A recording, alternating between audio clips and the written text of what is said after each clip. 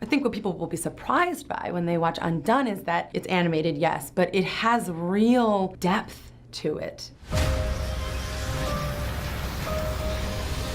It's a hybrid between live film and animation, which was really hard for me to wrap my brain around. And then I got to see some of Hisco's artwork, and it was explained to me that that would be the backdrop. This is a mixture of oil paintings, 3D animation, 2D animation, rotoscoped animation. Hisco, who's our director and the primary artist on the project, has such a vision, and he's so specific that you can't help but trust him. When I read the scripts for UnDone, I immediately realized that we could only do this with real rotoscoping. So rotoscoping is the process of drawing on top of video.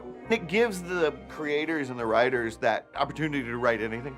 I think UnDone works in the uncanniness of the reality, but the unreality at the same time. And I think that puts you into her mindset in a very visceral way, that you can actually sort of experience it the way that she's experiencing it. There's a moment where I am running down a corridor at the hospital. I'm freaked out. I'm running, and I pass myself waiting at an elevator bay. You're arguing with yourself in this dreamlike state, but it still feels genuine. It still feels rooted in reality. Hisco's team has made an excellent storyboard to help us out and give us an indication of what it's going to look like before we've built it. They did their shoot, and they've provided with this amazing shot where the main character's just running through space.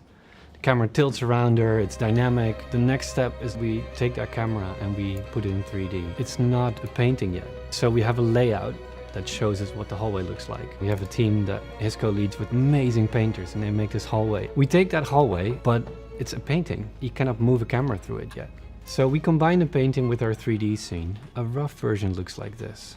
It's like you're watching, I don't know, like a comic book, but a movie, but it's so real and the acting is so good and it translates through the eyes. I thought if we use rotoscoping, then we'll get all the little micro expressions and all the real acting. We're basically acting to nothing in a box, and we do each scene like many more times than you do on television from all these different angles. You might have seen the grids that we have in our live action footage. Those grids are used so we can perfectly match the cameras for every single shot and guarantee that whether the end result is a painting or a 3D background, it's going to match our live action. When we create a 3D layout for the painters, for some locations they need to be made completely in 3D. What happens is we will send a layout to the painters.